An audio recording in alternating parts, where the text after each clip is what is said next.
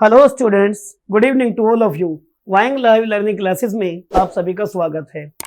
तो स्टूडेंट्स, हमने अपनी पिछली क्लासेस में पिछली जो वीडियोस हैं उनमें जो टॉपिक कवर किए थे, पहला टॉपिक था वेद तथा उनका महत्व एंड दूसरा टॉपिक जो था वो था उपनिषद, पुराण, अरण्यक एंड स्मृतियां। वो सब हम कंप्लीट कर चुके हैं। तो स्टूडेंट्स, आज का जो हमारा नया टॉपिक है वो सिंधु घाटी सभ्यता पर है। तो आज का हमारा टॉपिक क्या है? सिंधु घाटी सभ्यता भाग फर्स्ट। ठीक है, इसको आज हम कवर करने जा रहे हैं। तो अब इसको स्टार्ट करते हैं। देखिए, पॉइंट नंबर फर्स्ट, सिंधु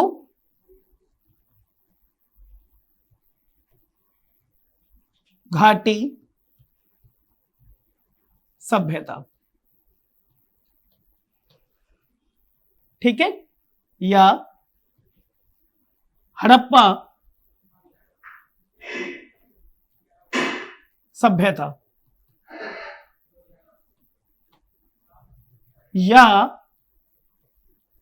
कांस्य सभ्यता या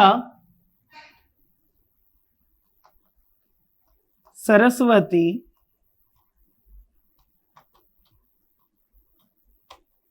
सभ्यता।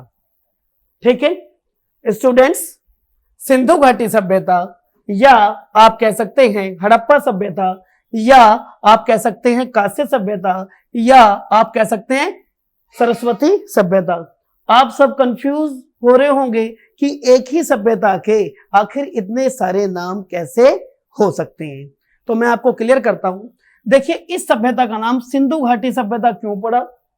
क्योंकि यह सभ्यता सिंधु नदी के किनारे फैली हुई थी। पॉइंट क्लियर हुआ? पॉइंट नंबर सेकंड, इस सभ्यता का नाम हड़प्पा सभ्यता क्यों पड़ा? क्योंकि भारतीय उपमहाद्वीप में जो सबसे प्राचीन नगर मिले हैं वो इसी के मिले हैं। और हड़प्पा का शाब्दिक अर्थ क्या होता है? प्राचीन। क्लियर है पॉइंट? तीसरा पॉइंट है, इस सभ्यता का नाम कांस्य सभ्यता क्यों पड़ा? क्योंकि इसी सभ्यता में कांसे का यूज हुआ है। और कांसा किसका मिश्रण होता है? कांसा तांबा, ठीक है, प्लस टिन। तांबा प्लस टिन का मिश्रण क्या कहलाता है? कांसा कहलाता है। तो सिंधु घाटी सभ्यता में किसका यूज हुआ है? कांसे का यूज हुआ है। इसी कारण इस सभ्यता का नाम क्या रखा गया है? कांस्य सभ्यता रखा गया है। अब आता है सरस्वती सभ्यता। तो सरस्वती नदी के किनारे भी यह सभ्यता फैली हुई थी। हरियाणा में राखी गढ़ी को अभी हम पढ़ाएंगे आपको, तो आपको पता चलेगा कि राखी गढ़ी किस नदी पर बसा हुआ था? सरस्वती नदी के किनारे बसा हुआ था। तो आपको पता चला इस सभ्यता के कितने नाम हैं। Is that clear? पॉइंट सभी को क्लियर हुआ? नोट कीजिए। नेक्स्ट, अगला पॉइंट,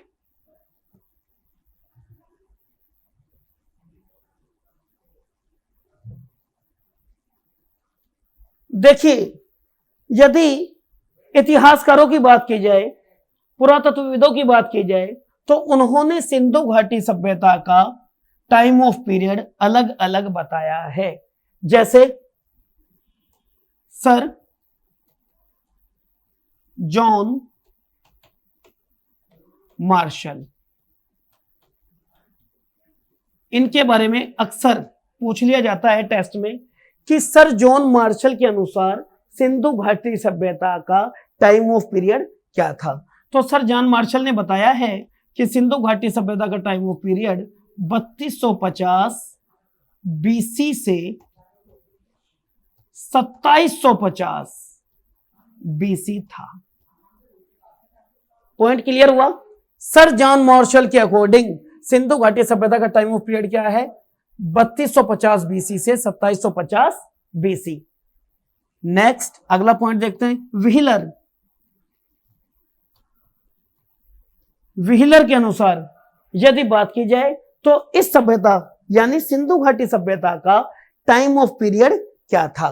व्हीलर ने बताया है कि सिंधु घाटी सभ्यता का टाइम ऑफ पीरियड 2500 बीसी से 1750 बीसी था। पॉइंट क्लियर हुआ सभी को? मार्शल के अनुसार टाइम ऑफ पीरियड क्या है? 3250 बीसी से 1750 बीसी। व्हीलर के अनुसार टाइम ऑफ पीरियड क्या है? 2500 बीसी से 1750 बीसी। ठीक है, अब आते हैं डीपी अग्रवाल। तो डीपी अग्रवाल के अनुसार यदि टाइम ऑफ पीरियड देखा जाए किसका? सिंधु घाटी सभ्यता का, तो डीपी अग्रवाल साहब ने क्या बताया है कि सिंधु घाटी सभ्यता का जो टाइम ऑफ पीरियड है वो 2350 बीसी से 1750 बीसी है। पॉइंट क्लियर हुआ सभी को? सर जॉन मार्शल ने क्या बताया कि सिंधु घाटी सभ्यता का टाइम ऑफ पीरियड क्या है? 3250 बीसी से 2750 बीसी। व्हीलर ने क्या बताया कि सिंधु घाटी सभ्यता का टाइम ऑफ पीरियड क्या है?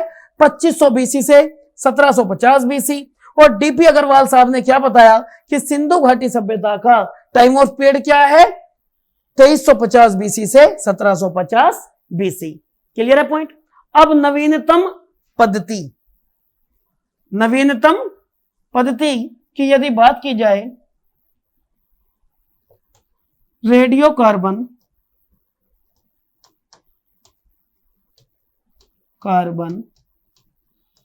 C14 पद्धति के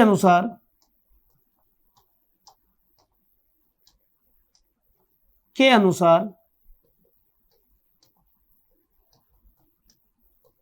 इस सभ्यता का जो टाइम ऑफ पीरियड था वो 2500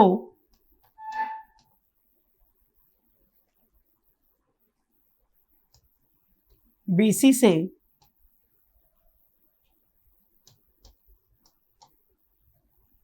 1750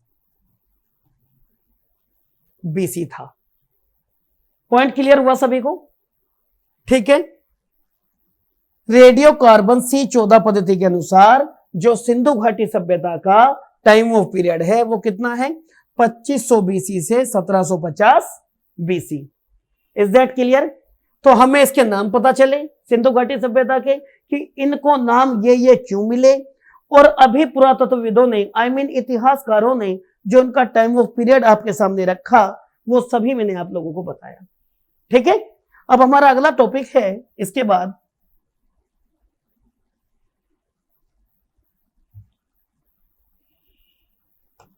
हड़प्पा टीला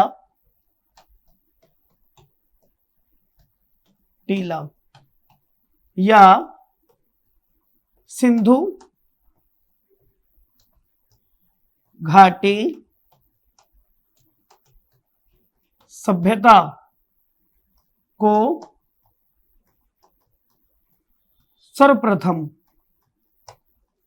देखा जाना।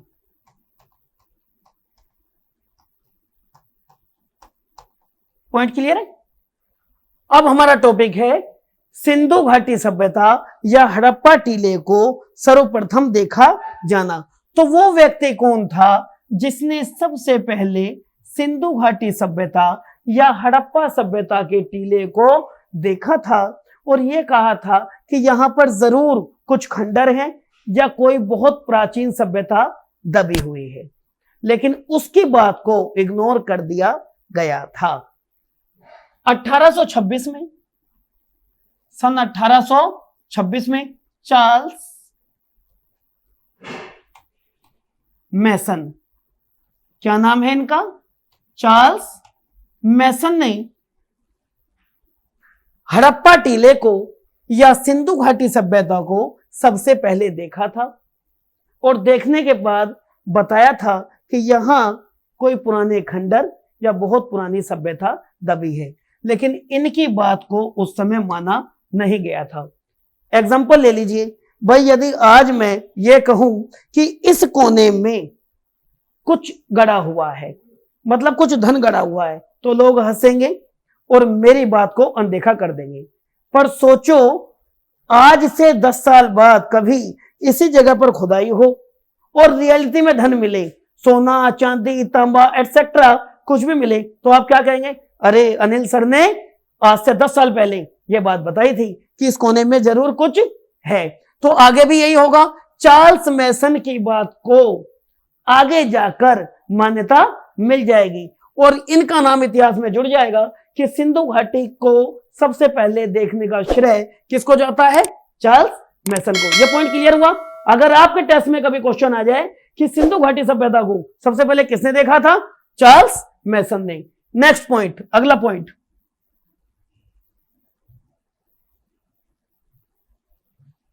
बात करते हैं लॉर्ड डलहौजी की। किसकी बात करते हैं, लॉर्ड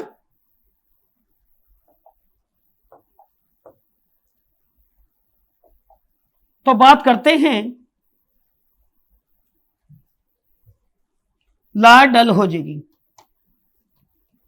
लॉर्ड डलहौजी,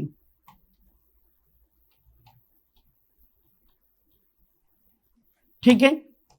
देखिए लॉर्ड डलहौजी भारत में गवर्नर जनरल थे, ठीक है। इनका टाइम ऑफ पीरियड 1848 से 1856 तक था, ठीक है। इन्हीं के समय में हमारे देश में पहली ट्रेन चली 16 अप्रैल। हमारे देश में पहली क्या चली, ट्रेन चली 16 अप्रैल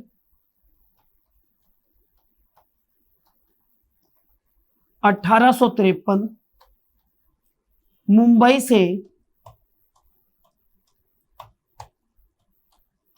ठाणे के बीच।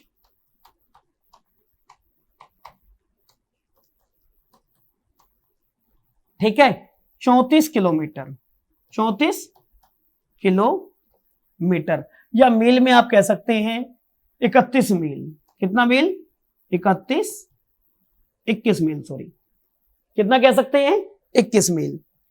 ठीक है पॉइंट। अब डलहौजी साहब का सिंधु घाटी सभ्यता से क्या रिलेशन है, यह मैं आपको बताना चाहता हूं। तो यह क्लियर हुआ पॉइंट कि हमारे देश में लॉर्ड डलहौजी क्या थे, गवर्नर जनरल थे। लॉर्ड डलहौजी साहब क्या थे, गवर्नर जनरल थे।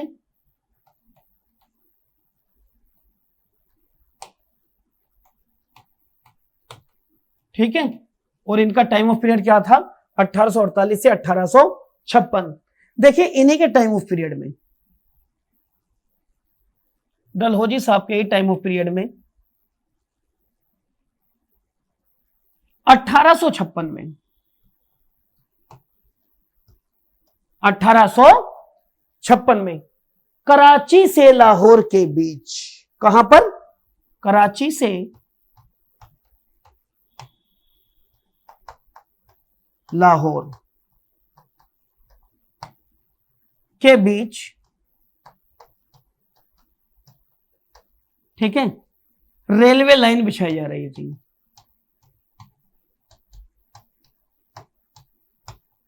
पॉइंट क्लियर हो रहा है। लॉर्ड डलहौजी साहब के टाइम में ही हिंदुस्तान में पहली ट्रेन चली है मुंबई से ठाणे के बीच, 34 किलोमीटर या 21 मील। और इन्हीं के टाइम ऑफ पीरियड में दूसरा काम क्या हो रहा है, 1856 में कराची से लाहौर के बीच क्या बिछाई जा रही है, रेलवे लाइन बिछाई जा रही है। और यह श्रेय रेलवे लाइन बिछाने का जिन इंजीनियर्स को जा रहा है वो है जॉन बर्टन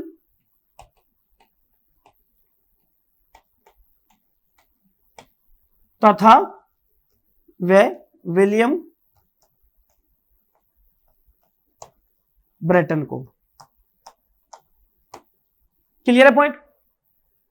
जब ये ब्रेटन ब्रदर्स लाइन को बिछा रहे होते हैं उसी दौरान इन्हें हड़प्पा के खंडर मिल जाते हैं। इनको क्या मिल जाते हैं, हड़प्पा के खंडहर मिल जाते हैं। यहां तक पॉइंट क्लियर हुआ सभी को, नोट कीजिए।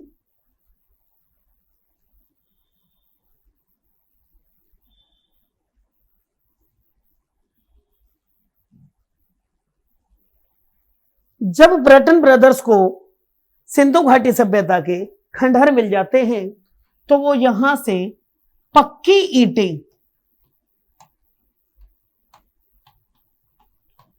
जो मिलती हैं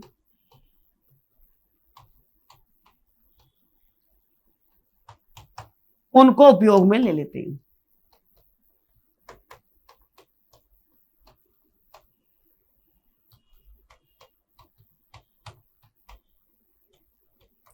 पॉइंट क्लियर है? पक्की ईंटें जो मिलती हैं उपयोग में वो उनको ले लेते हैं। धीरे धीरे करके वो ईंटों को यूज करते चले जाते हैं, बिना ये सोचे समझे कि यहां पर कोई सभ्यता छुपी हुई है, और वो इस प्रकार से इस हड़प्पा सभ्यता की, सिंधु घाटी सभ्यता की कई इमारतों को नष्ट कर देते हैं। क्या करते हैं? ये ईंटों को यूज में लाते रहते हैं। इससे रिजल्ट क्या निकलता है? इससे रिजल्ट ये निकलता है कि हड़प्पा सभ्यता की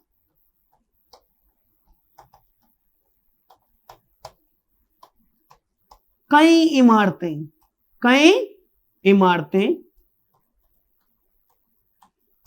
क्या हो जाती हैं? नष्ट हो जाती हैं।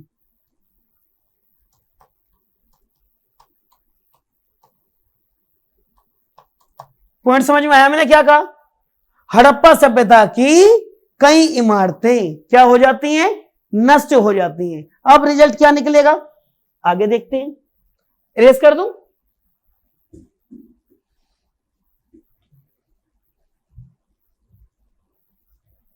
अब हमारे देश में लॉर्ड कैनिंग के काल में 1861, किसके काल में? Lord Canning. ठीक है, ये लॉर्ड कैनिंग जो है ना, ये भारत के पहले वायसराय भी थे। Clear point? लॉर्ड कैनिंग क्या थे? प्रथम वायसराय।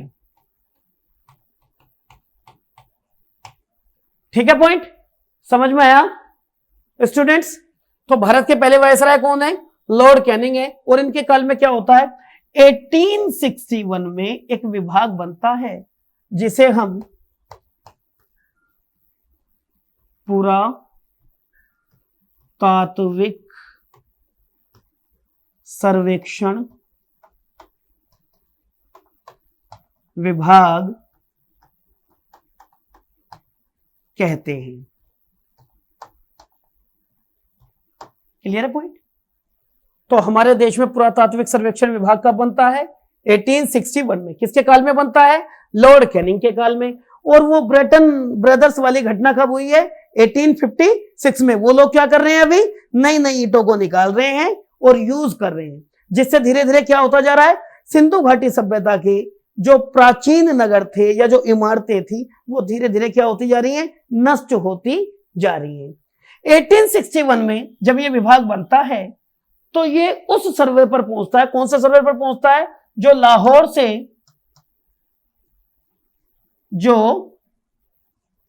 लाहौर से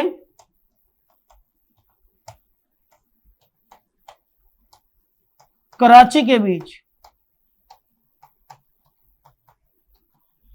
रेलवे लाइन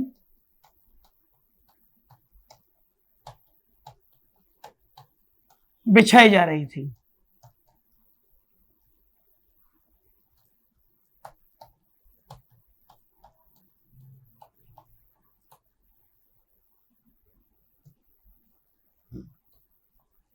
क्लियर हो गया पॉइंट? 1861 में पुरातात्विक सर्वेक्षण विभाग की टीम लाहौर से कराची के बीच जो रेलवे लाइन बिछा जा रही थी वहां पर पहुंचती है, और जब उनको पता चलता है कि यहां से नई नई ईंटें मिल रही हैं तो वो उस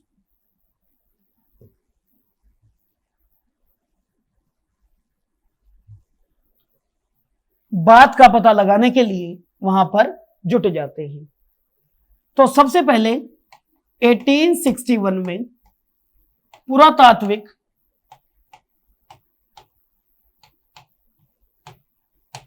सर्वेक्षण विभाग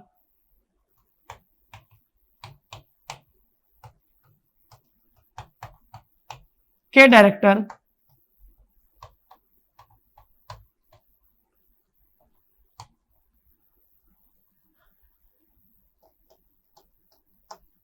लॉर्ड कनिंघम बने।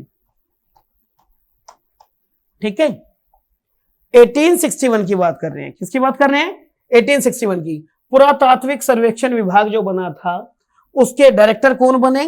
लॉर्ड कनिंघम बने, जिनके नेतृत्व में वो टीम लाहौर से कराची के बीच भेजी गई और वो टीम इस कार्य में जुट गई कि आखिर ये नई नई ईंटें कहां से बरामद हो रही है।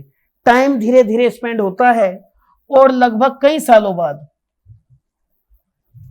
इस घटना के कई सालों बाद, वो तो खोज में लगे ही हुए हैं, कई सालों बाद टाइम आता है सर जॉन मार्शल का। किसका टाइम आता है? सर जॉन मार्शल का। सर जॉन मार्शल को जिम्मेदारी मिलती है कि यह पता लगाइए कि यह रहस्य क्या है। सर जॉन मार्शल नियुक्त करते हैं राय बहादुर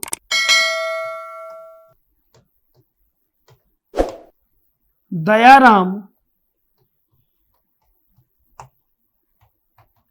साहनी को। किसको नियुक्त करते हैं? सर जॉन मार्शल नियुक्त करते हैं राय बहादुर दयाराम साहनी को और उनको कहते हैं कि आप अपनी एक टीम बनाएं और यह पता लगाएं कि यह रहस्य क्या है। तो फाइनली मैं ये कहना चाहता हूं कि अब जो श्रेय जाएगा हड़प्पा सभ्यता का यानी सिंधु घाटी सभ्यता का वो सर जॉन मार्शल और राय बहादुर दयाराम साहनी को जाएगा। कैसे जाएगा ये आगे देखते हैं। क्लियर है पॉइंट? नेक्स्ट, सन 1921 में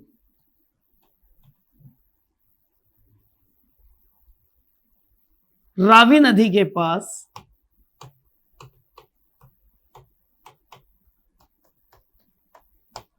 सर्वप्रथम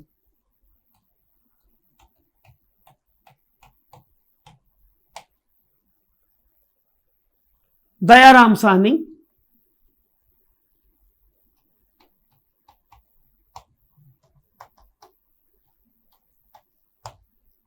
हड़प्पा की खोज करते हैं। किसकी खोज करते हैं? हड़प्पा की। क्लियर है पॉइंट? तो वापस देख लीजिए 1921 में बड़ी सफलता मिलती है। कब मिलती है? जब रावी नदी के पास दयाराम साहनी किसकी खोज करते हैं? हड़प्पा की खोज करते हैं। अब यह भी एक क्वेश्चन है, जब दयाराम साहनी ने उस नगर की खोज की तो उसको हड़प्पा नाम किसने दिया? ठीक है, हमने तो बता दिया या आप लोगों ने पढ़ा भी होगा कि भाई हड़प्पा की खोज किसने की है? दयाराम साहनी ने की है। पर क्वेश्चन क्या है कि हड़प्पा को आखिर हड़प्पा का नाम किसने दिया? तो जब यह खबर मिलती है सर जॉन मार्शल को और वो उस नगर को देखते हैं तो वो कहते हैं हड़प्पा। क्या कहते हैं? हड़प्पा। इट मीन्स कि ये बहुत पुराना है। ठीक है, तो हड़प्पा को हड़प्पा नाम किसने दिया? अच्छा क्वेश्चन बनता है, sir John Marshall. Point clear हो गया? यहां पर दो क्वेश्चन क्लियर हो गए हमारे। हड़प्पा की खोज किसने की है? दयाराम साहनी ने। कब की है? 1921 में। कौन सी नदी के पास की है? रावी नदी के पास। हड़प्पा कौन सी नदी पर है? रावी नदी पर है। हड़प्पा को हड़प्पा नाम किसने दिया? सर जॉन मार्शल ने दिया। Is that clear? Point clear है सभी को? Now come to the next point.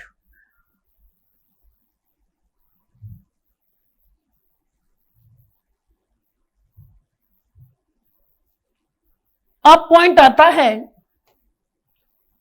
कि हड़प्पा की खोज हो जाने के बाद भारतीय उपमहाद्वीप में सबसे प्राचीन नगर कौन से हैं? ये हड़प्पा के नगर हैं। हड़प्पा की जब खोज हुई, इस खोज के बाद हमें जितने भी प्राचीन नगर मिले या खंडहर मिले उनको हड़प्पा के नगर या खंडहर मान लिया गया। क्लियर है पॉइंट? उनको हड़प्पा के खंडहर और नगर मान लिया गया। ठीक है, देखते हैं अब तक लगभग 1000 से ज्यादा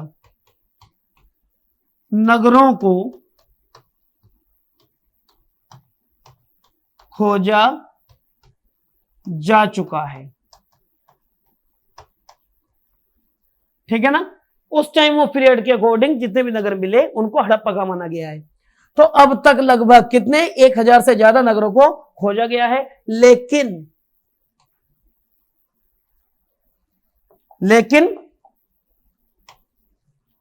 केवल 6 नगरों को, केवल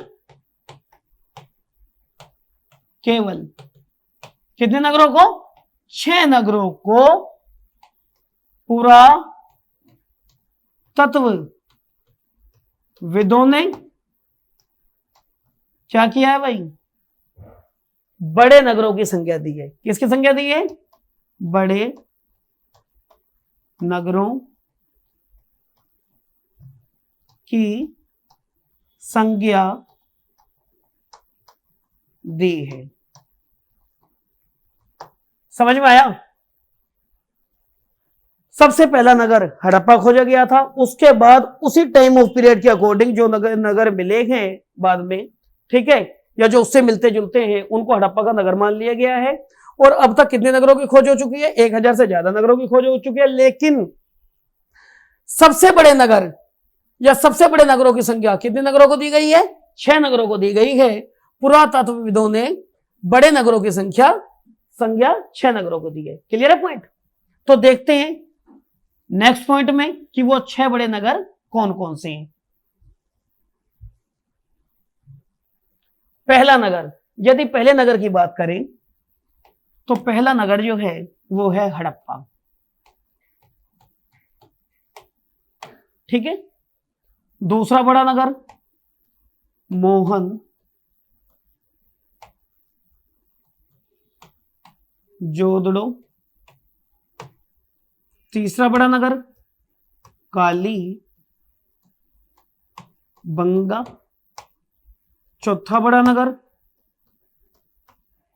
लोथल। पांचवा बड़ा नगर धोलावीरा।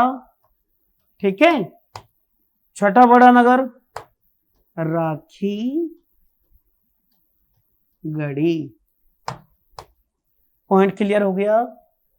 सिंधु घाटी सभ्यता में कितने नगरों को बड़े नगरों की संज्ञा दी गई है। स्टूडेंट्स 6 ऐसे नगर हैं जिनको बड़े नगरों की संज्ञा दी गई है। Now number 1 Harappa, number 2 Mohenjodaro, number 3 Kalibangan, number 4 Lothal, number 5 Dholavira and number 6 Rakhigarhi. Clear है पॉइंट। तो एक एक को हम पढ़ेंगे विस्तार से, किसमें क्या मिला है। आइए देखते हैं आगे। नेक्स्ट तो बात करते हैं हड़प्पा की। किसकी बात करते हैं, हड़प्पा की। तो हड़प्पा की खोज कब हुई थी, 1921। कौन सी नदी पर हुई थी, रावी नदी पर। कौन सी नदी पर हुई थी, रावी नदी पर। की किसने है, दयाराम साहनी ने। Clear point. की किसने है, दयाराम साहनी ने। अब हड़प्पा से हमें क्या मिला है, ऐसी कौन सी इंपॉर्टेंट चीज है जो हमें हड़प्पा से मिली है।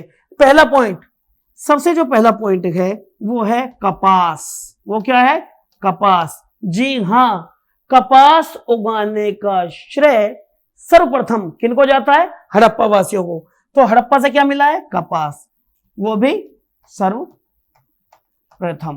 यानी सबसे पहले कपास किसने उगाया था, सबसे पहले कपास उगाया था हड़प्पा वासियों ने। क्लियर हो गया पॉइंट।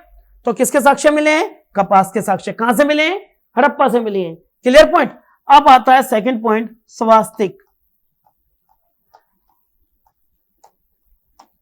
का चिन्ह। अब क्या आता है, स्वास्तिक का चिन्ह, लाइक दिस। आप सभी जानते हैं ये सब क्या है, ये बन गया स्वास्तिक। तो स्वास्तिक का चिन्ह कहां से मिला है स्टूडेंट्स, कहां से मिला है, हड़प्पा से मिला है। स्वास्तिक का चिन्ह कहां से मिला है? हड़प्पा से। और क्या मिला है हड़प्पा से, देख लेते हैं।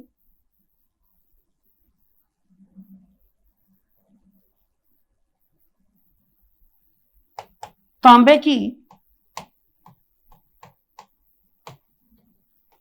इक्का गाड़ी,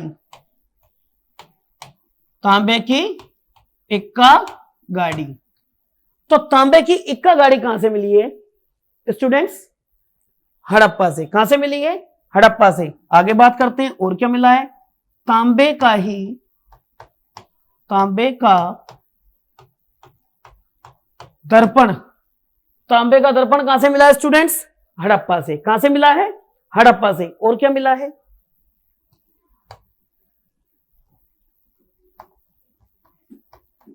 पुजारी की मूर्ति। पुजारी की मूर्ति। तो पुजारी की मूर्ति कहां से मिली है स्टूडेंट्स? पुजारी की मूर्ति भी कहां से मिली है? हड़प्पा से। नेक्स्ट, अगला पॉइंट, एच आकार के कब्रिस्तान। एच आकार के क्या मिले हैं? कब्रिस्तान। तो एच आकार के कब्रिस्तान कहां से मिले हैं स्टूडेंट्स? हड़प्पा से मिले हैं। कहां से मिले हैं? हड़प्पा से। पॉइंट क्लियर हुआ? आप सभी को समझ में आया? तांबे की इक्का गाड़ी, तांबे का दर्पण, पुजारी की मूर्ति और एच आकार के कब्रिस्तान। अब कब्रिस्तान से एक बात क्लियर हो जाती है। क्या क्लियर हो जाती है? कि सिंधु घाटी सभ्यता में या हड़प्पा सभ्यता में शवों को क्या किया जाता था? दफनाया जाता था। पॉइंट क्लियर हो गया? शवों को क्या किया जाता था? दफनाया जाता था। भाई दफनाया तो जाता था, बट कहां पर? हड़प्पा में। कहां पर? हड़प्पा में। क्योंकि एच आकार के शमशान हमें कहां से मिले हैं? हड़प्पा से मिले हैं। कहां से मिले हैं? हड़प्पा से। अब बात कर लेते हैं कि इसकी वर्तमान स्थिति कहां पर है। किसकी? हड़प्पा की। तो देख लेते हैं एक बार।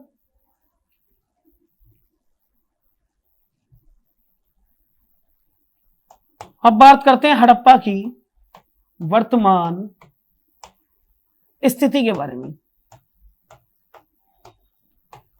तो पाकिस्तान के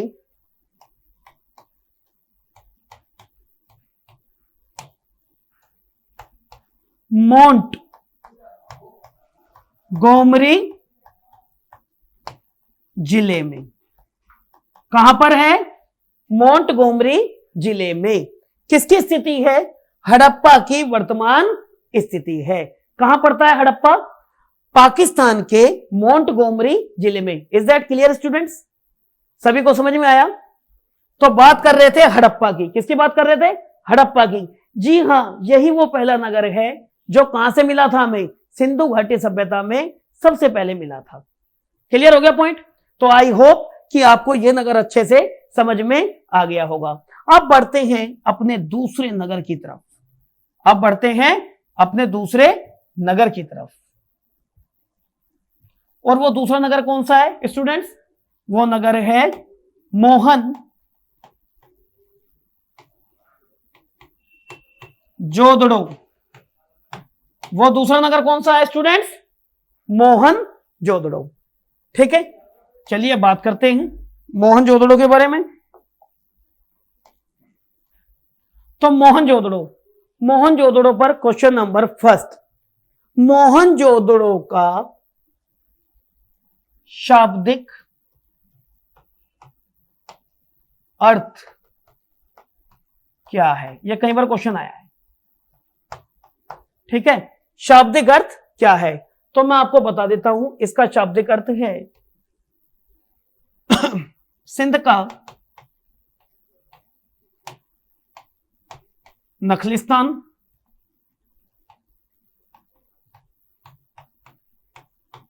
इसका शाब्दिक अर्थ क्या है? सिंध का नखलिस्तान, या हम इसको कह देते हैं, या हम इसको क्या कह देते हैं? मृतकों का टीला। ठीक है, ये कई बार पूछा गया है। तो मोहनजोदड़ो या मृतकों का टीला किसे कहते हैं? किसे कहते हैं? मोहनजोदड़ो को। या मोहनजोदड़ो का शाब्दिक अर्थ क्या है? मृतकों का टीला। या मोहनजोदड़ो का शाब्दिक अर्थ क्या है? सिंध का नखलिस्तान। पॉइंट क्लियर हो गया सभी को? ठीक है, ये तो हुआ मोहनजोदड़ो का शाब्दिक अर्थ। अब बात करते हैं आगे। मोहनजोदड़ो की खोज कब हुई? सन 1922 में राखल दास बनर्जी ने, राखल दास बनर्जी ने किसकी खोज की? मोहनजोदड़ो की खोज की। और यह बताया, जब सभी बड़े नगर मिले हैं उसके बाद ये बात क्लियर ही हो गई है, ये पता चला कि सिंधु घाटी सभ्यता में सबसे बड़ा नगर कौन सा था? सबसे बड़ा नगर, सबसे बड़ा नगर कौन सा था भाई? वेरी गुड, बताइए। मोहनजोदड़ो। कौन सा था? मोहनजोदड़ो। आज तक इससे बड़ा नगर इस सभ्यता का मिला नहीं है। तो सिंधु घाटी सभ्यता में बड़े नगर तो 6 मिले हैं, इन 6 के 6 में भी सबसे बड़ा कौन सा है? मोहनजोदड़ो, जिसका शाब्दिक अर्थ क्या होता है? मृतकों का टीला। Clear point. इसकी खोज किसने की थी? राखल दास बनर्जी ने। कब की? 1922 में। और आपको बता दूं, ये शब्द है द। ये क्या है? द।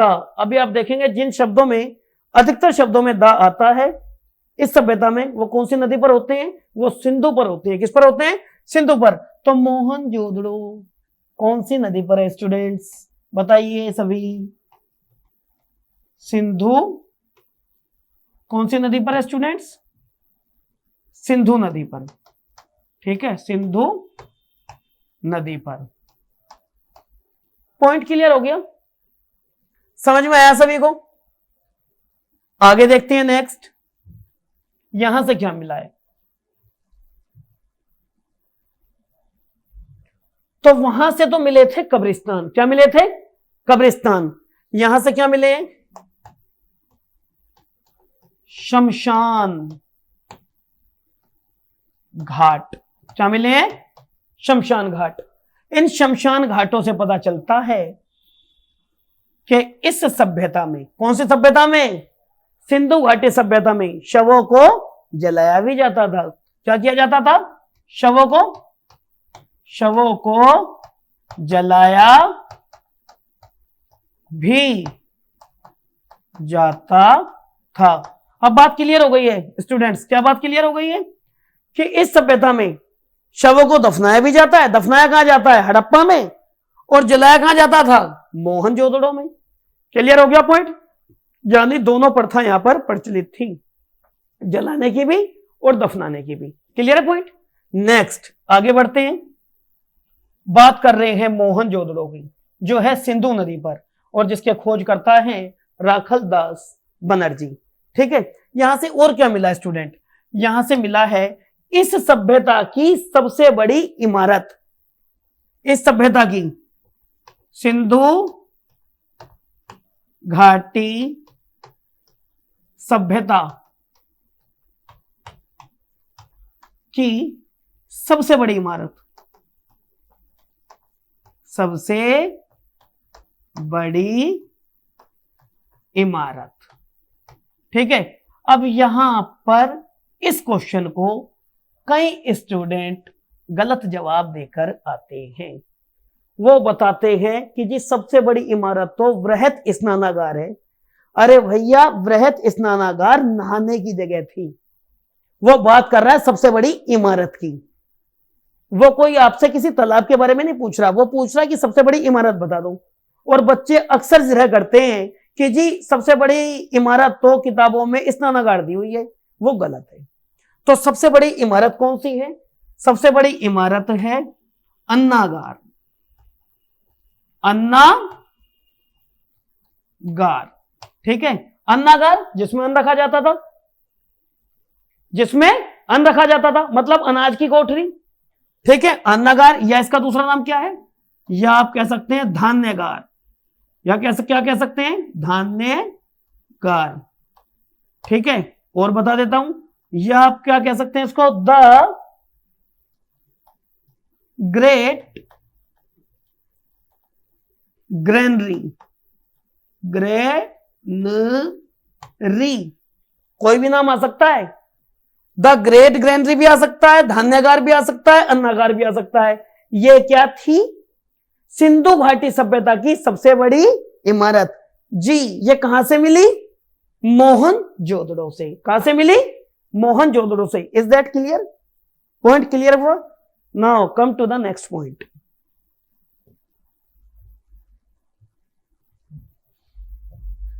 डियर स्टूडेंट्स, और क्या मिला है मोहनजोदड़ो से, चलो देखते हैं।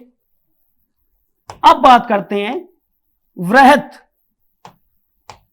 स्नानागार की।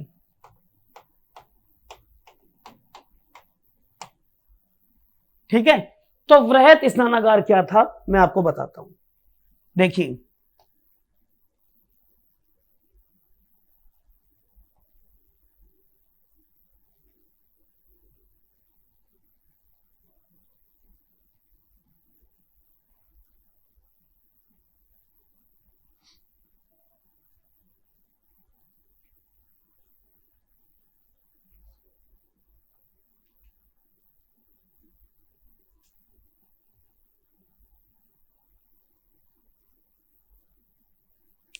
देखिए स्टूडेंट, वृहत स्नानागार क्या था।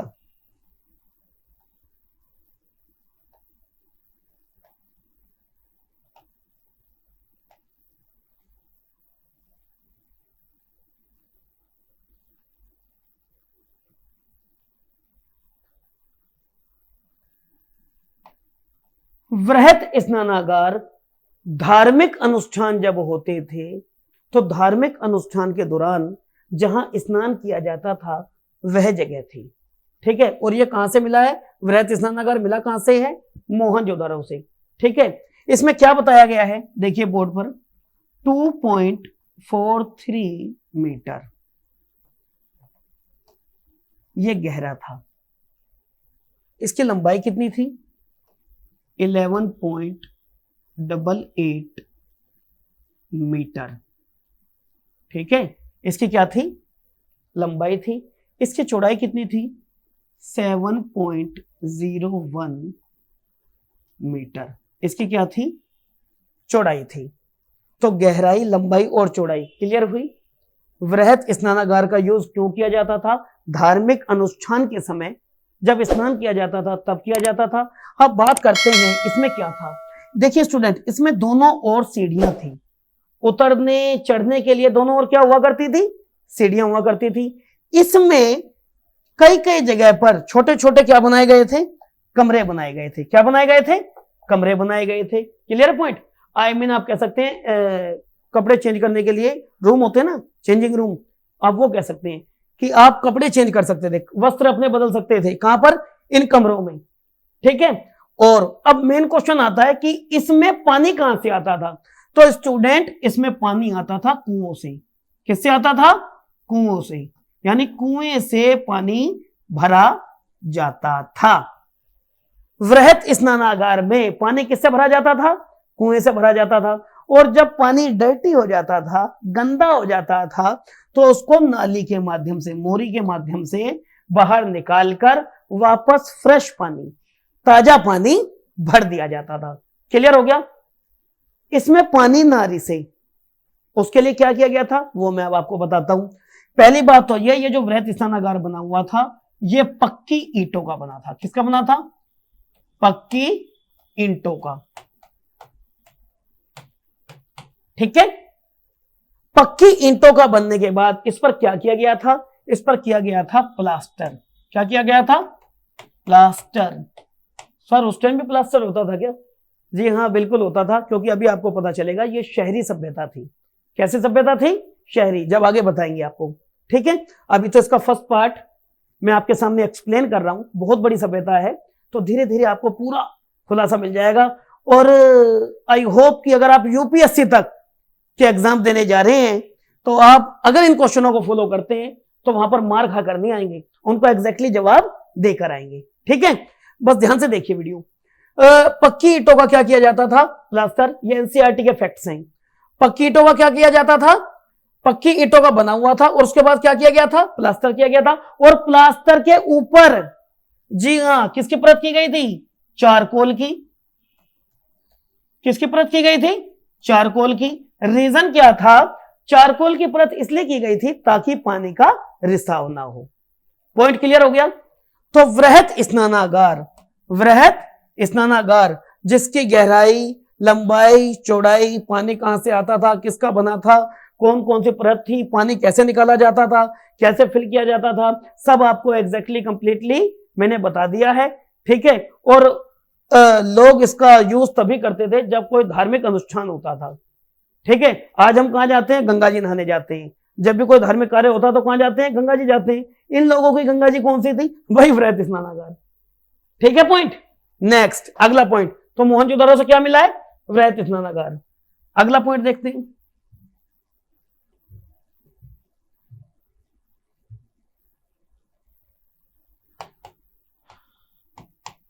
कांस्य नर्तकी की मूर्ति। ठीक है, कांसे की तो मैंने बता चुका, कांसे का यूज होता था, लेकिन मूर्ति किसकी मिली है? नर्तकी की मूर्ति मिली है। इसका मतलब नाच गाना या नृत्य इस सभ्यता में प्रचलित था। तो एक क्वेश्चन कई बार पूछा गया है कि कांसे की नर्तकी वाली मूर्ति कहां से मिली है? कहां से मिली है? मोहनजोदड़ो से। कहां से मिली है? मोहनजोदड़ो से। क्लियर है पॉइंट? और यह भी पता चला कि सबसे बड़ा नगर कौन सा है? मोहनजोदड़ो है। क्लियर है? अब बात करते हैं सर्वाधिक मुद्रा। सर्वाधिक मुद्रा कहां से मिली है? तो यदि सर्वाधिक मुद्रा की बात की जाए स्टूडेंट्स, तो वो भी कहां से मिली है? मोहनजोदड़ो से। कहां से मिली है? मोहनजोदड़ो से। पॉइंट क्लियर हो गया? समझ में आया? शवों को जलाया जाता था, वृहत स्नानागार मिला, सबसे बड़ा नगर के बारे में पता चला। ठीक है, और सर्वाधिक मुद्रा कहां से मिल रही है? मोहनजोदड़ो से। पॉइंट क्लियर है? आगे देखते हैं।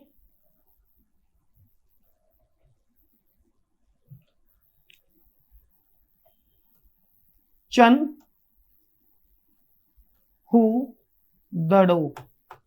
क्या आ गया? चनहूदड़ो। तो यहां भी दा आ गया। ये चनहूदड़ो कौन सी रिवर पर था? सिंधु पर।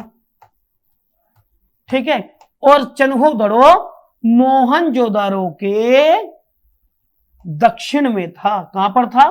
दक्षिण में। दक्षिण में स्थित था। तो चनहूदड़ो क्यों प्रसिद्ध है? किस लिए प्रसिद्ध है? देखिए मैं बताता हूं किस लिए प्रसिद्ध है। चनहूदड़ो, चनहूदड़ो से जो मोहनजोदड़ो के दक्षिण में था, ठीक है, चनहूदड़ो से श्रृंगार, श्रृंगार का सामान, एक बार क्वेश्चन आया था लिपस्टिक के, लिपस्टिक के साक्ष्य कहां से मिले? लिपस्टिक के साक्ष्य चनहूदड़ो से, जो मोहनजोदड़ो के कहां पर था? दक्षिण में था। श्रृंगार का सामान कहां से मिला है? चनहूदड़ो से, जो कहां था? मोहनजोदड़ो के दक्षिण में था। मनके बनाने की फैक्ट्रियां, मनके बनाने के कारखाने, ठीक है, चूड़ियां, यह सब कहां से मिला है भाई? चनहूदड़ो से। कहां से मिला है?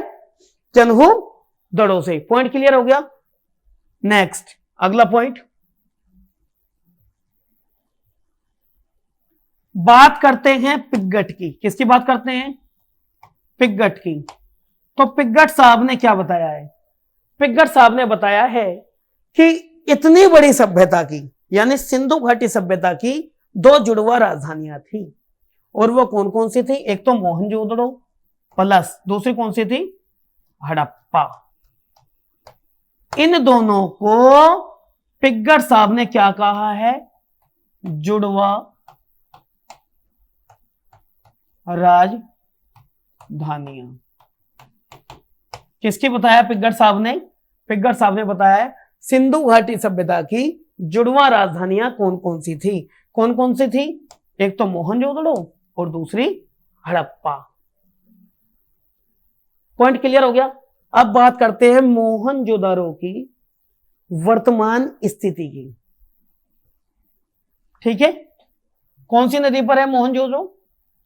यह सिंधु पर है, बताया था आपको। किस पर है? सिंधु रिवर पर। कौन सी रिवर है? सिंधु रिवर। ठीक है, और इसकी वर्तमान स्थिति, वर्तमान स्थिति यह भी वही पाकिस्तान के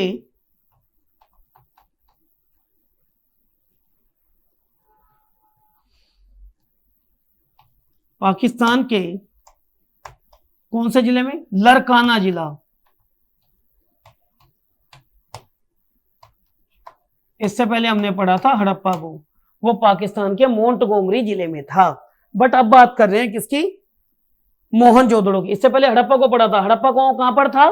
मोंटगोमरी जिले पर। अब बात कर रहे हैं मोहनजोदड़ो की, वो कहां पर है? पाकिस्तान के लरकाना जिले में। पॉइंट क्लियर हो गया स्टूडेंट्स? समझ में आया अच्छी तरीके से आप सभी को? नेक्स्ट अगला पॉइंट यानी अगला नगर। तीसरे नगर की बात करते हैं जो है कालीबंगा। जो क्या है? कालीबंगा। तो पहला पॉइंट, कालीबंगा का शाब्दिक अर्थ क्या है? कालीबंगा का शाब्दिक अर्थ है, पहली बात तो ये जो शब्द है ये पंजाबी भाषा का है। किसका है? पंजाबी भाषा का। समझ में आया? पंजाबी भाषा का शब्द है। Point clear? ये क्वेश्चन आया नहीं है लेकिन कभी पूछा जा सकता है कि कालीबंगा का शब्द किस भाषा से है? पंजाबी भाषा से है। जहां पर काली का अर्थ होता है काले रंग से या काले रंग की, और बंगा का अर्थ होता है चूड़ियां। क्या होता है? चूड़ियां।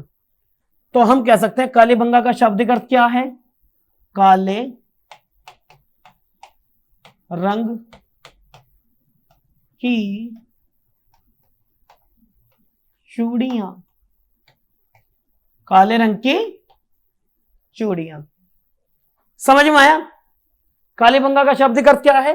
काले रंग की चूड़ियां। पंजाबी भाषा का शब्द है जहां पर काली का अर्थ होता है काले रंग से और बंगा का अर्थ होता है चूड़ियां। नेक्स्ट अगला पॉइंट देखते हैं।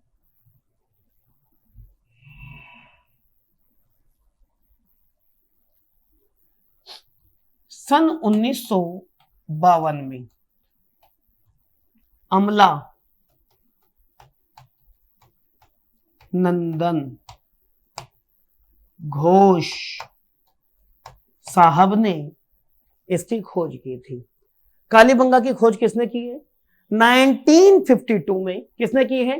अमला नंदन घोष ने की है। और ये कालीबंगा ये कौन सी रिवर पर है? घग्गर। घग्गर रिवर पर। कौन सी रिवर पर है? घग्गर रिवर पर। देखते हैं स्टूडेंट्स कि यहां से क्या क्या मिला है। क्लियर है पॉइंट?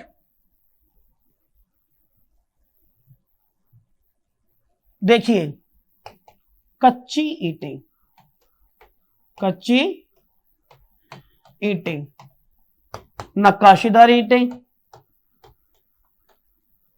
नक्काशीदार ईंटें। ठीक है, और क्या मिला है? कच्ची ईंटें, नक्काशीदार ईंटें या अलंकृत ईंटें, ईंटें। कृषि के साक्ष्य, कृषि के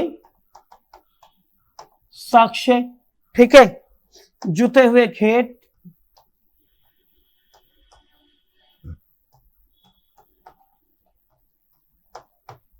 खेत, ठीक है। और क्या मिला है, अग्निकुंड, अग्निकुंड। स्टूडेंट ये लोथल से भी मिला है, आगे बताएंगे। अग्निकुंड कहां से मिला है, लोथल से भी मिला है, बट कालीबंगा से भी मिला है, तो दोनों जगह से मिला है अग्निकुंड। क्लियर हो गया पॉइंट। और क्या मिला है, शिवलिंग, ठीक है। और क्या मिला है, तूफान के साक्ष्य, तूफान के साक्ष्य भी मिले हैं, ठीक है, कि भाई तूफान आया, ऐसा कुछ प्रमाण मिला है। क्या क्या मिला है यहां से देखते हैं एक बार। कच्ची ईंटें मिली हैं, नक्काशीदार ईंटें मिली है, अलंकृत ईंटें मिली हैं, कृषि के साक्ष्य मिले हैं, जुते हुए खेत मिले हैं, अग्निकुंड मिला है, शिवलिंग मिला है, ठीक है पॉइंट। और क्या मिला है, तूफान के संकेत या साक्ष्य मिले हैं। यह सब कहां से मिला है, कालीबंगा से मिला है, जिसका शाब्दिक अर्थ होता है काले रंग की चूड़ियां। क्लियर है पॉइंट। आगे देखते हैं। तो कालीबंगा की वर्तमान स्थिति कहां है, वर्तमान स्थिति तो ये है राजस्थान के हनुमानगढ़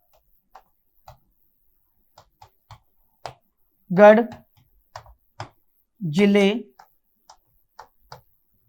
के पास। क्लियर हो गया पॉइंट, हनुमानगढ़ जिले के पास। कालीबंगा की वर्तमान स्थिति कहां है, राजस्थान के हनुमानगढ़ जिले के पास। पॉइंट क्लियर हुआ सभी को, समझ में आया। Now come to the next point. बस थोड़ा सा रह गया, ये फर्स्ट पार्ट में कवर कर रहे हैं हम, ठीक है। अब आता है लोथल। अब क्या आता है, लोथल। तो लोथल को देख लेते हैं स्टूडेंट। लोथल जो है, लोथल की खोज 1954 से 1963 के बीच, एक टाइम ऑफ पीरियड मान लिया जाता है इसमें 1957, ठीक है। ये एक टाइम ऑफ पीरियड भी मान लिया जाता है। 1954 से 1963 के बीच, 1957 एक टाइम ऑफ पीरियड इन दोनों के बीच में से कॉमन निकाला गया है, ठीक है। इस दौरान किसने की थी, एस आर राव। किसने की थी, एस आर राव ने की थी। लोथल कौन सी नदी पर बसा हुआ है, भोगवा, भोगवा नदी पर, ठीक है। भगवा भी आ सकता है वैसे, लेकिन नाम क्या है, भोगवा रिवर पर ये बसा हुआ है। क्लियर है पॉइंट। तो देखते हैं लोथल से क्या क्या मिला है।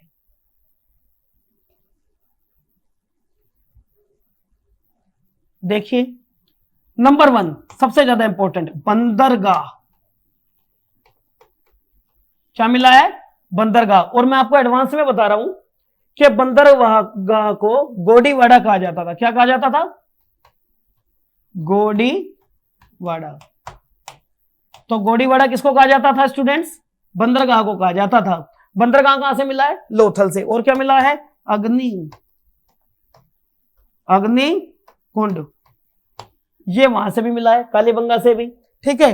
और क्या मिला है, चावल के प्रथम साक्ष्य, चावल, ये इंपॉर्टेंट है, चावल के प्रथम साक्ष्य। यहां पर प्रथम शब्द आ गया ना, तो ये इंपॉर्टेंट हो गया। चावल के प्रथम साक्ष्य कहां से मिले स्टूडेंट्स, लोथल से। चावल रोपड़ से भी मिला है, लेकिन क्वेश्चन क्या है, क्वेश्चन है कि चावल के प्रथम साक्ष्य कहां से मिले हैं, तो वो मिले हैं लोथल से। कहां से मिले हैं, लोथल से। क्लियर है पॉइंट। रंगाई का कुआं, रंगाई का कुआं, ठीक है। तराजू, रंगाई का कुआं मिला है। और क्या मिला है, तराजू। तराजू मिलेगा तो क्या मिलेंगे, बाट। और बाट किसके बने होते थे, चर्ट नामक पत्थर के। किसके बने होते थे, चर्ट नामक पत्थर। किसके बने होते थे बाट, चर्ट नामक पत्थर के बाट बने होते थे। तो बंदरगाह मिला, क्या मिला, बंदरगाह मिला, अग्निकुंड मिला, चावल के पहले साक्ष्य मिले, रंगाई का कुआं मिला, और क्या मिला, तराजू मिला। तराजू मिला तो क्या मिले, बाट मिले। बाट किस पत्थर के बने होते थे, चट नामक पत्थर के बने होते थे। बात करते हैं वर्तमान स्थिति की। तो वर्तमान स्थिति क्या है लोथल की? गुजरात राज्य में।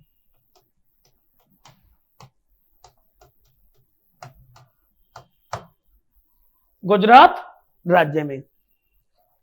कोई पॉइंट क्लियर हो गया सभी को? नेक्स्ट अगला पॉइंट बात करते हैं धोलावीरा।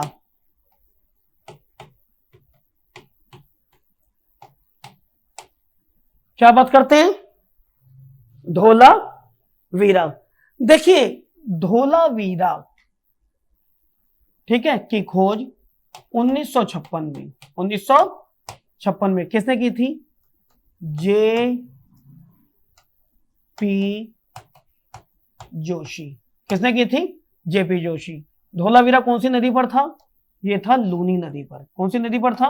लूनी नदी पर। यहां से क्या क्वेश्चन बनते हैं वो देखते हैं। क्लियर है पॉइंट?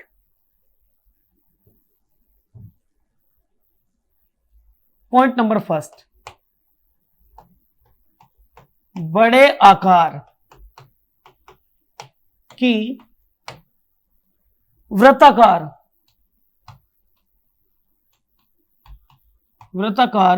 मुद्रा। बहुत इंपॉर्टेंट क्वेश्चन है। बड़े आकार की वृत्ताकार मुद्रा। ये वैसे तो यूपीएससी के लिए गया, लेकिन छोटे टेस्टों में भी पूछा जा सकता है। एनटीपीसी में पूछा जा सकता है, डीपी में पूछा जा सकता है, रेलवे में पूछा, कहीं भी पूछा जा सकता है आपसे कि बताइए बड़े आकार की वृत्ताकार मुद्रा। ये अपने आप में बड़ा जबरदस्त क्वेश्चन है। ठीक है, बड़े आकार की कौन सी वृत्ताकार मुद्रा, ये कहां से मिली है? धोलावीरा से मिली है। और क्या मिला है? स्वतंत्रता प्राप्ति के बाद, स्वतंत्रता प्राप्ति के बाद सर्वाधिक, ठीक है, नगर, सर्वाधिक नगर कहां से मिले हैं? स्वतंत्रता प्राप्ति के बाद धोलावीरा से। कहां से मिले हैं? धोलावीरा से। तो पॉइंट क्लियर हुआ। बड़े आकार की मुद्रा कौन सी? वृत्ताकार मुद्रा। और क्या मिला है? स्वतंत्रता प्राप्ति के बाद सर्वाधिक नगरों की खोज कहां से हुई है? तो स्टूडेंट्स मैं आप सभी को बताना चाहता हूं, यह सफलता हमें मिली है धोलावीरा से। कहां से मिली है? धोलावीरा से। और धोलावीरा की यदि बात की जाए तो यह लूनी नदी पर था। कौन सी नदी पर था? ये लूनी नदी पर। ठीक है, क्लियर पॉइंट। और इसकी वर्तमान स्थिति भी बता देता हूं। वर्तमान स्थिति इसकी कहां है? गुजरात राज्य में।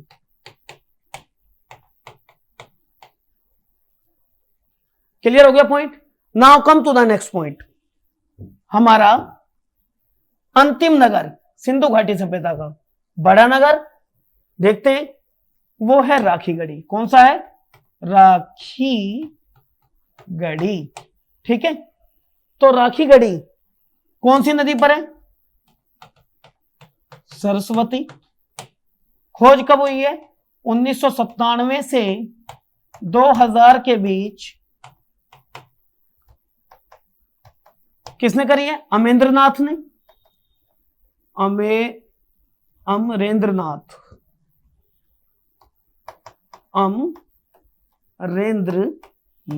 जी ने। ठीक है, किसने करी है? अमरेंद्रनाथ जी ने। कब करी है? 1997 से 2000 के बीच में करी है। Clear point? तो राखी कहां बंधवाई थी? हिसार, हरियाणा। तो राखीगढ़ी कहां पर है? राखीगढ़ी है हरियाणा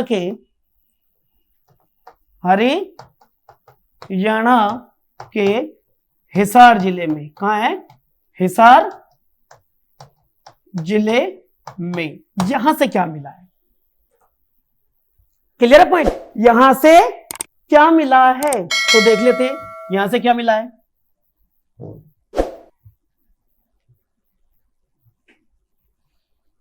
यहां से मिला है पुरातात्विक यानी पुराने स्मारक। क्या मिले हैं? पुरा स्थल और पुरातात्विक स्मारक। और क्या मिले हैं? पुरा स्थल। क्लियर हो गया पॉइंट? पुरा स्थल मिले हैं। और क्या मिले हैं? प्राचीनतम स्मारक मिले हैं। कहां से मिले हैं? सब राखीगढ़ी से। और राखीगढ़ी के बारे में एक अलग से क्वेश्चन क्या है? सिंधु घाटी सभ्यता का सबसे बड़ा नगर कौन सा था? मोहनजोदड़ो। कौन सा था? मोहनजोदड़ो। क्लियर है? अगर ये पूछ ले कि सिंधु घाटी सभ्यता का दूसरा सबसे बड़ा नगर कौन सा था, तो वो कौन सा था? दूसरा सबसे बड़ा नगर, सबसे बड़ा नगर कौन सा था? Rakhigarhi. Is that clear students? I hope कि आप सभी को ये फर्स्ट पार्ट अच्छे से समझ में आया होगा। ठीक है, अगली क्लास में आपके सामने सेकंड पार्ट सिंधु घाटी सभ्यता का सेकंड पार्ट लेकर आऊंगा। मैंने आपको पहले ही बताया है ये एक शहरी सभ्यता थी। ठीक है, पॉइंट बहुत बड़ी सभ्यता है। इसके बारे में और जानकारियां, जो विस्तृत जानकारियां हैं, वो मैं आपको इसके सेकंड पार्ट में बताऊंगा। क्लियर है? और जैसा कि मैंने पहले भी कई वीडियोस में आपको बताया है, वाइंग लाइव लर्निंग क्लासेस में यहां पर सभी टेस्टों की तैयारी कराई जाती है। हमारे पास अनुभवी फैकल्टीज जो हर टेस्ट की तैयारी आपको अच्छे तरीके से कराते हैं। ठीक है, यहां पर हर सब्जेक्ट की फैकल्टी मौजूद है। यूपीएससी जो सबसे बड़े टेस्ट हैं उन तक की तैयारी यहां कराई जाती है। Thank you.